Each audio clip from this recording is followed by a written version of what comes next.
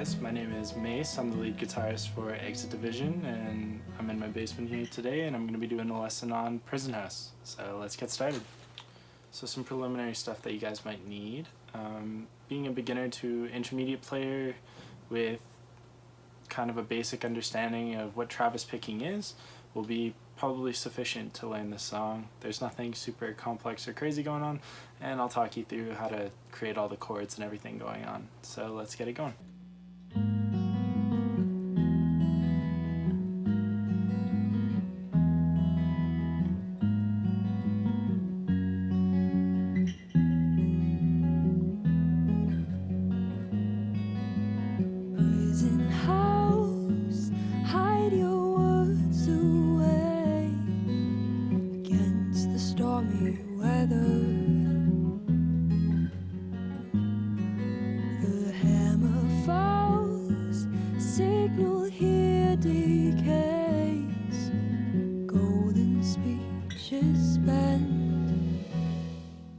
Alright, so that's the intro piece. Nothing super complex going on with the right hand. Once you have the basic Travis picking pattern down, it'll be pretty comfortable. So we'll get into that, but I think the more meticulous part that should be addressed first is the chords that are going on with the left hand. So let's talk a little bit about what's going on. The song, at least the verses, can be considered to be in B major, or more comfortably for me, E Lydian. That just makes more sense with what's going on and what feels like the tonic chord, which is the E sus2 chord that we'll talk about in a minute here. I'll show you how to do the voicings for those two. I'll tell you about the Nashville numbers so that you can understand the progression, and I'll break down how each chord's actually created so you know exactly what's going on. So let's start with the A flat minor 9. It's the 3 chord in our E Lydian progression. It's the very first chord of the song, and so the very first fret that you're going to be playing, starting from the bottom going to the top, on the low E string you're going to be playing 4th fret, or A flat, which is the root of the chord. That ring finger that you're using to play that is going to be barring and muting your A string so that they're not ringing out in unison. You don't want the flat second interval ringing out at the same time. So by muting it, you want it to be totally dampened so it's not ringing out when you're playing your chord. Moving on to the D string, you're going to be playing 4th fret D string with your pinky. That's an F sharp, or the flat 7 of the chord. On the G string, you're going to be playing 3rd fret, which is a B flat, or the 2nd of the chord, with your middle finger. Your B string is going to be left open, and that's your minor 3rd of the chord. And then your index is going to be playing 2nd fret on the high E string, and that's an F sharp, which is the flat 7 of the chord. If you strum it out with the muted A string and the open B string, it should sound something like that, and that's an A flat minor 9. Now, obviously it's pretty meticulous playing that chord, muting the A string, and getting that top string to ring out, especially when you're switching back and forth between the A flat minor 9 and the E sus2 that we'll talk about in a second here. And so I'd recommend just sitting here and practicing, getting it really consistent and solid. It should feel really comfortable. For myself, I have decently sized hands, so I can keep my thumb either overarching or on the back, pointed perpendicularly to the neck. But some people might find it easier if they have their thumb flush with the neck and parallel towards the headstock. It's really personal preference. I just find I can put down more force if my fingers are coming over top of the board as opposed to pulling into it. So there you go. Let's move on to the E sus2 chord.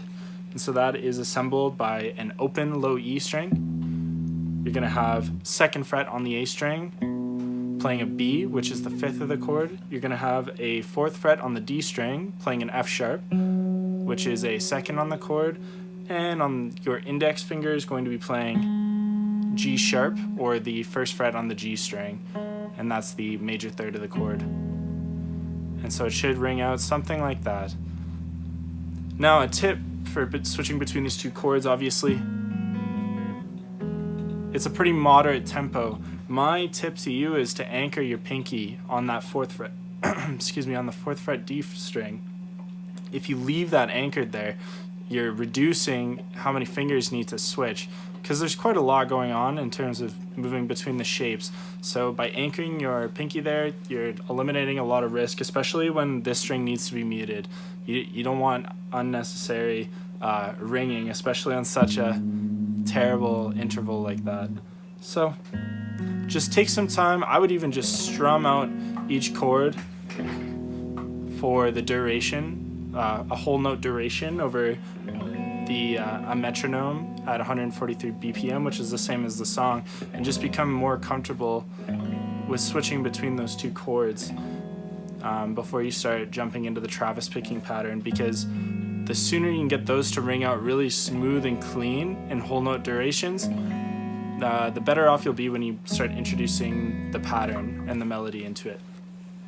Alright, so now we're going to talk about the turnaround. It starts with the exact same A flat minor 9 chord, but this time we're going to be descending into an F sharp major bar chord on the 2nd fret.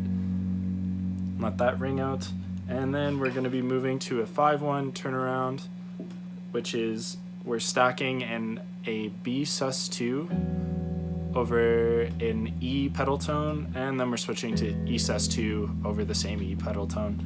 And so we assemble those chords by doing the low E as open. Your A string is not muted but not played. You're going to bar the 4th fret with your index finger, and on the on the G string, you're going to be playing the 6th fret, which is a C sharp or the 2nd of B. You're going to be playing the 7th fret with your pinky on the B string, which is an F sharp, which is the 5th of B. And so when played all together, you're going to have this chord ring out. And for the 2nd chord, you're just moving that ring finger down to the D string and playing the 6th fret, which is A flat, which is the major 3rd of E. And so that's the turnaround, and that's pretty much all the chords for that section. So let's move on to the Travis picking part and get you guys going there. Alright, so now we're going to take a look at the Travis picking part. It's not too complex, it's just one singular pattern. I'm going to show the tab on the screen here, and I'll play through it and just show you how each of the sections work. But essentially the way to think about Travis picking is your thumb and sometimes your index finger are alternating and playing the bass notes in a quarter note pulse, while your other fingers are playing a melody piece in between those notes, and sometimes coinciding with those notes. So let's take a look at just how the bass notes will go, and we'll just hang on the A flat minor 9 chord, and I'll play around and just show you both the parts. So first, the bass.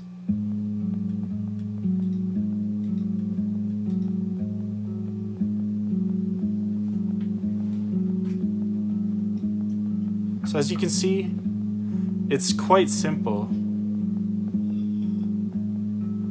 What's going on with the bass notes here? You're just using your thumb to alternate back and forth.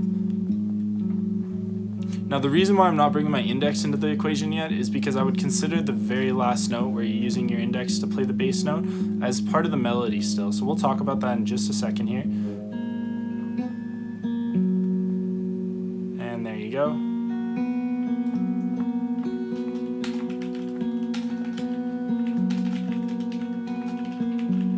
So that's the melody piece, and as you can see, I'm playing index on the G string, I'm playing my middle finger on my high E string, I'm playing my index on the B string, there is a gap where I'm playing a bass note and readjusting, and then I'm playing my index on my G string, and my thumb is capping the phrase on the D string as a bass note or the last note of the melody.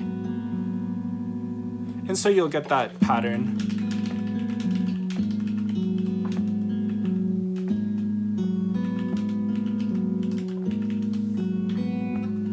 So you'll see these first two are plucked in tandem,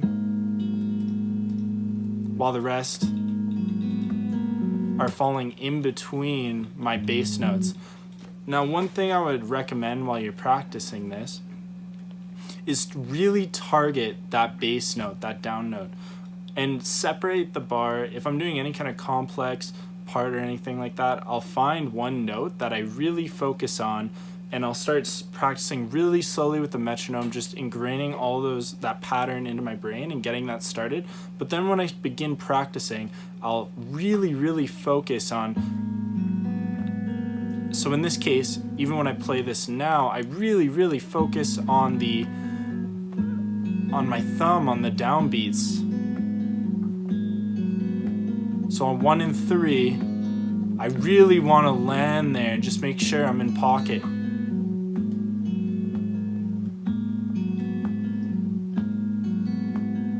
And just really make sure you're hitting the pocket on that thumb note, and the rest seem to fall into place a little easier. But yeah, essentially, I mean, there's not much else I can talk about here. It just will require sitting down with the metronome and becoming comfortable with the notion of playing that bass note and then that melody part, and just becoming comfortable at each individually and then beginning to combine the elements. I've supplied the tab below, so give it a shot, start practicing, and slowly work it up. You'll have it in no time. Now let's move on to the chorus.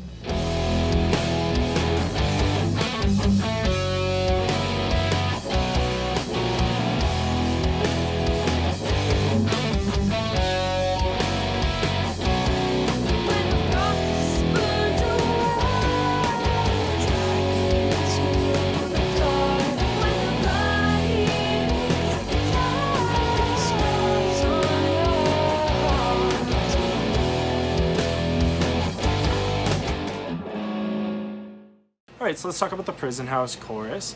It's easiest to split it up into right hand and left hand, and I find the right hand's more meticulous for this section, so we'll talk about that first. So you can split up the groove into 2 sections. One of them you're going to be playing on the 1, the 3, and the and of 4, like this. 2, 3, 4, 1, 2, 3, 4, and 2, 3, 4, 1, 2, 3, 4, and. So that section, really sit with the metronome, make sure the upbeat's super tight. Not super challenging though, just really focus on the upbeat and making sure it's tight. And then the second section, you're playing on a ghost note on 1 and 3. You're going to be playing 2 8th notes, one on the and of 1, one on the and of 3, and you're going to be playing an 8th note on the 2 and the 4, and you're going to be taking a pause in between the 3. I know that sounds really confusing, but let me count it out and play it out for you.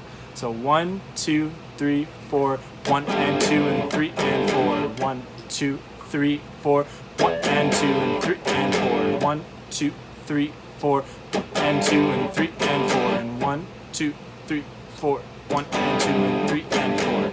So not a super difficult pattern. Just really sit with the metronome, focus on the upbeats. I always focus on the offbeats, make sure they're really tight. Really locked in on the pocket on those, and usually the rest fall into place. Nothing too crazy, but yeah, it takes a little bit of practice. Now let's talk about the chords that are actually going on. So the chords here are super simple. They're all just basic power chord shapes with the exception of one chromatic walk down that I'll show you here. So the first chord is an F sharp power chord, and that's played with the first groove. And then you have a B descending to an A sharp, or a B over A sharp. So, but instead of just playing the power chords, I bar my low E string as well and strum right through, because the F sharp is also the 5th, and sometimes you can invert it and get that bass note as the 5th, and it makes it a little beefier, as you can hear. So during when I was recording, a lot of the songs actually, I would bar those notes just for some extra beef, because all of them are in standard tuning. But that's besides the point. That's played with the second groove, and that's just a B power chord to an A sharp. So first fret on the E and the A string, and then 4th fret on the D and the G string. It should ring out like that. It sounds really dark, but as a passing tone it works really well. And like I said, that's played with the second groove. So 1 and 2 and 3 and 4. 1 and 2 and 3 and 4. 1 and 2 and 3 and 4. 1 and 2 and 3 and 4. So So that's that first part. And then for the second part, which is just the turnaround, or I guess the intro bars to the chorus, you're going to be playing an E power chord. I like to fret the major third, but I usually don't play it, and that's with the first rhythm. So 1, 2, 3, 4, and then you have a G power chord, and that's played with the second rhythm, 1 and 2 and 3 and 4. Now during the first two repetitions of the chorus, you'll notice I play a little lick instead of that G power chord for the turnaround. So the way that's assembled, I'm just using pretty much caged shapes to come up with some like Hendrixian kind of noodles, I guess, here, as Guthrie Govan would say. And so essentially I'm fretting the second of G, which is second fret on the G string, which is an A, which is also the second of G. And then I'm going to be fretting third fret on the B string, which is D. So I'm pretty much starting a D chord without having the major third or the second fret on the high E string, and I'm just trilling in an eighth note triplet to the third, which is the fourth fret on the G string, and letting off and pulling off. So hammering on and pulling it off, just in a trill really fast.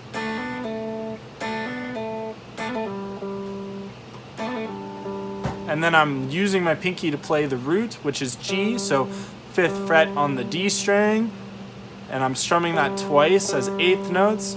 I'm playing the second fret on the G string, which is an A, which is the second of the chord. And I'm resolving on the F sharp, which is the root of the next chord, which is the home chord in the chorus. So really slow, I'll just play it.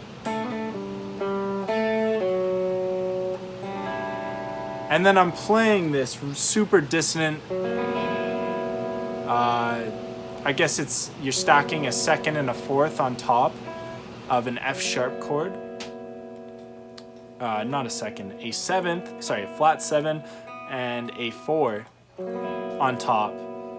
So it's kind of a very spacey sound. I'm not exactly sure what you'd call this chord, but it's popped up in a ton of songs. It sounds great. So essentially you're just playing D string, 4th fret, F sharp. You're playing G string, 3rd fret, which is the 3rd of F sharp, or B flat, and then you're letting B and E hang open. And I just strum through it.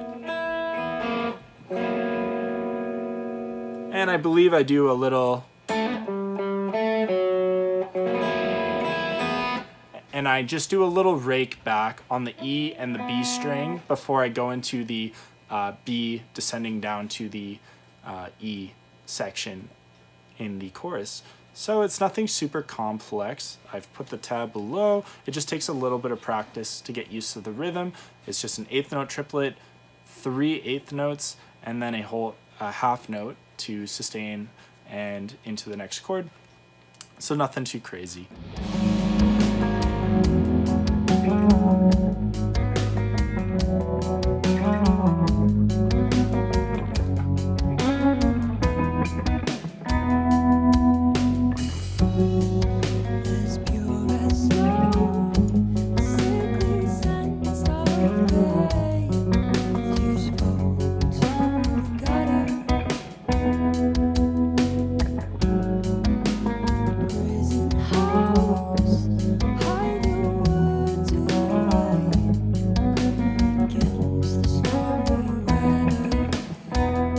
So let's talk about the second verse. It's nothing too crazy. We're using a lot of the exact same chords as the first verse. I'm just adding a little more in fills, and it's starting to pick up a little. I'm doing a little more. And so we'll talk about exactly what's going on here. I'm going to show the tab below, so I'm not going to get super into it, but I'll talk about what's going on with my right hand a little bit, and I'll show you exactly how I'm assembling the chords up top in terms of my finger. So we're using that same A flat minor 9 shape, except instead I'm fretting it almost like an E chord, where I'm doing my middle finger is fretting my low E, my ring finger is going to be fretting my D string, and my index is going to be fretting my G string, and I'm just moving, plucking each of those nets arpeggiated like from the top to the bottom, from my low E to my G string. So E, D, G in terms of what strings I'm plucking, and I'm using my middle, or my thumb, my index, and my middle finger to pluck that out. And I'm doing a little hammer on to the 4th fret with my pinky of G, the G string. So from 3rd fret up to the 4th fret on the G string.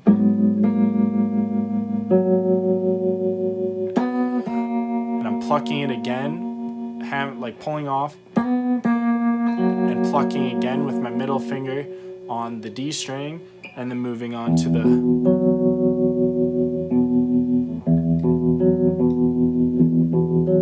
so I'm coming back down E, A, D, A in terms of strings that I'm plucking.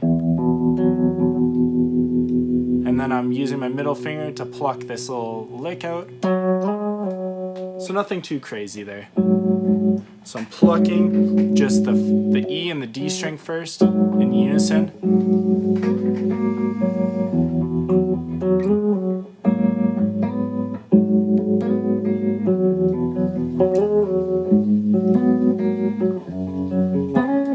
So now we have this little turnaround, and essentially we're going to that same F sharp major bar chord, but we're doing this little lick from the 4th, sliding up to the 6th fret on the G string, and doing this little pull off down to back to the 4th fret and sliding down to the 3rd.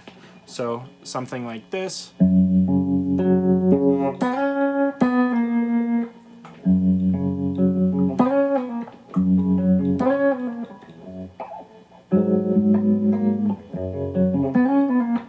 So nothing too crazy, and then I'm doing this the C shape, cage shape,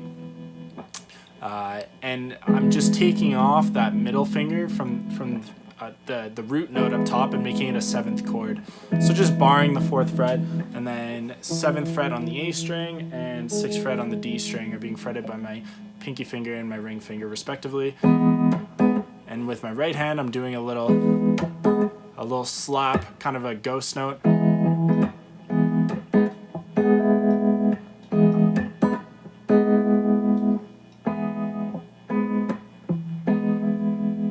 So 1 and 2 and 3. So nothing too crazy.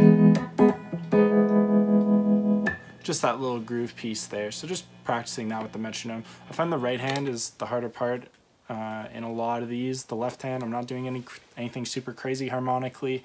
I'm not jumping around a lot, but I like to kind of spice up the right hand and keep things fresh. So hopefully that enlightens what's going on in that section. I've provided a tab for you guys, so it should be pretty easy to work through. Let's move on to the bridge and the solo.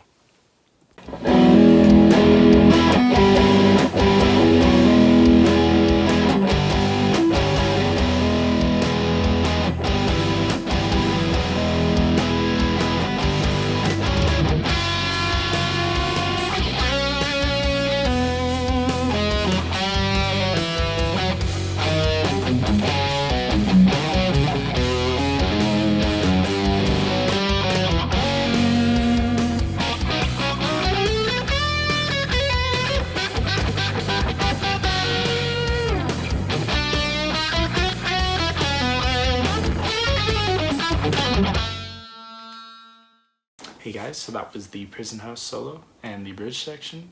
I initially recorded this a few days ago, but I didn't really like the takeaway. I felt like there wasn't really that much to be learned, and so I think it'd be much more proficient for me to kind of use this time as a conceptual exercise. I've transcribed the entire solo in tab and provided a playthrough for you guys. So if you want to take a look and learn the solo note by note, those resources are available to you. But if you want to learn a little more about how I approach this conceptually, how I come up with these kind of ideas, that's what we'll be discussing. So the first thing I'll talk about is harmonic opportunity, and I used the bridge section as a case study for that. So the chords there are the same as the turnaround for the chorus. It's going to be an E major into a G5 power chord. But as you could see in the video, I was employing a triadic approach and just trying different things, stacking fifths in the bass. I was adding like Lydian sounds, like using flat 5 chord tones on the G. Because Prison House and a ton of rock songs, to be honest, have really ambiguous tonality. They don't use major minor thirds all the time. It's a lot of power chords. You can get away with inviting a lot of this dissonance in a song. So being cognizant of that, when you're playing a song like this, it's a great time to invite a lot of these intervallic relationships in, and kind of getting comfortable and just perceiving how they sound with each other will help you come up with really interesting lines and just improve you as a player. I think this triadic approach segues really well into melodic phrasing. Generally, when I'm playing music, I'm always looking at it intervallically and with a triadic approach, especially when I'm playing guitar, just because it forces you to be present with the chords that you're playing, with the music that you're playing, with the progression. You need to be comfortable with those ideas.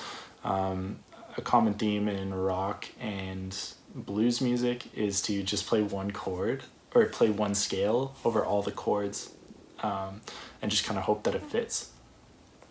But this can kind of detract from your phrasing, I find, because you'll find yourself landing on notes or phrasing things in uncomfortable ways or inorganic ways, to be completely honest with you. And I at least for myself, I'm not that comfortable with those sounds. I much prefer a triadic approach, mainly. Not to discredit any of those ideas, I think it's incredibly important, as a side note, to learn all the approaches that you possibly can. Learn 3 note per string, learn all the scale positions of the minor and major pentatonic scales, learn every note on the fretboard without having to think of a pattern. Just know where it is. Like, just know 7th fret B string, that's an F sharp. Like, you should just know these ideas. You should know cage shapes. You should know all this, because this just opens up possibility for you as a player. You just always want to have as many tools as possible. You're trying to fill your tool belt with everything possible. And so by learning these ideas, learning these approaches, it allows you to internalize a lot of those ideas and start bringing them out in your improv and your songwriting and your solo writing. As I was saying though, the triadic approach is really strong because it forces you to be present. I guess the big takeaway from that is just learning how to engage with the chords that you're playing over. Learn how to interact with them harmonically. That's the best way to come up with melodic ideas. Strong notes are obviously the chord tones, 1s, 3s, 5s, 7ths, 9ths. Stacking thirds, any of those notes will work really, really well over a chord generally. Those are really appeasing notes. But then you have more dissonant intervals like we were discussing in the harmonic section. You can invite those as well. You just need to be more meticulous with their placement. If you're introducing a lot of chromaticism into your solo, your best bet is to invite those notes on offbeats and maybe accent them to give them a little bit of life, you know? So just ideas like that will help you create really organic and vocal sounding solos. And I think that's the point. A lot of players, when they start introducing chromaticism, start learning bebop lines, they'll get really discouraged because everything sounds really stale and wooden. Inviting that dynamic, like I was saying, another tool in your kit. Dynamics are really important to creating life in these solos. Accenting the right beats will really change the sound of your phrasing, even if it's the exact same string of notes. Phrasing things with dynamics, accenting different notes, and as we're about to discuss, different rhythmic ideas will create really, really strong organic lines in comparison. So the last thing I want to talk about is just being rhythmically diverse, I guess. Learning to play in odd time feels, learning to play in weird subdivisions, learning to play in just every way possible, like I was previously saying with the melodic approach, learning all those ways. You should be doing the same with rhythmic approach. You should be super proficient with a metronome, obviously, and just coming up with ideas. One exercise that I saw from Corey Wong is doing subdivisions into 16th notes and playing like a funk rhythm, 16th note funk rhythm. and then accenting different beats. So first he accents the down beats for a bar. And then for the second, he'll do on the ands, he'll accent the and beats. And then he'll accent the E beats. And then he'll accent, like, you know what I mean? And then he'll go back to accenting 2 and 4. He'll accent just 2, then he'll accent just 3, right? And so just splitting up those subdivisions, just getting really comfortable with accenting different notes and playing different rhythms and playing in different time feels, that will open up, like I said, that will provide more for your toolkit, and then when the time is right, you'll be able to bust those out readily because you're comfortable with those concepts. That's really all I can give you guys for how I came up with Prison House. A lot of transcribing players that you really like, a lot of vocal players, and just becoming comfortable with how they play. I think rhythmically, I guess I can give one more tip. Like I was saying, it's always the goal to be organic, and at least for me, I love really vocal guitar players and just musicians in general. In terms of guitar players, I really like guys like Derek Trucks and Guthrie Govan. They're really organic and vocal in their playing, and you can hear it in their phrasing. A lot of their bars, and a lot of, I guess not their bars, their phrases start anywhere in the bar. I think that's another thing that needs to be cleared up. When I'm discussing all these rules and all this theory and I'm talking about all this, these aren't rules, I guess what I'm trying to say. These aren't rules, these are just ideas. These are just ways to characterize and conceptualize ideas. But the reality is you can do anything with these ideas. You can start on the and beats, you know, on the off beats all the time. You can emphasize whatever notes you want. It's just, there's some, I guess, guidelines that can help you come up with really cool melodic ideas, and there's some tropes that are used in every genre that maybe I'd like to give to you guys, but it doesn't mean those are set in stone. And so I think the wisest thing you can do, I guess, is assimilate all these tools and then throw them out the window and just focus on coming up with really organic and vocal lines that just the first things that come to mind. Singing your lines, getting comfortable with starting your phrasing anywhere in the line. Take pauses, you know, start on offbeats, start anywhere, just becoming more comfortable with all those tools, but then realizing that they're not, you know, rules that you have to adhere to. They're just ideas for you to utilize and just ways to conceptualize music. That is a huge stepping stone into just improvising really solid but unique solos, and I think that's the goal of most musicians, or at least most jazz musicians. I can't say that's most musicians. There's tons of musicians that aren't into that, but at least for me, that was a big goal. And so if you're like-minded and want to achieve kind of a similar thing, these are some tips that I kind of have discovered over the years and I try to employ in my playing. Yeah, I really appreciate you guys coming along, learning Prison House with me. I'm really excited to see your guys' transcriptions of the solo, and furthermore, I'm really excited to hopefully see some of you guys transcribe and improv some solos over the progression. So yeah, thanks so much for stopping by, and I'll see you guys soon.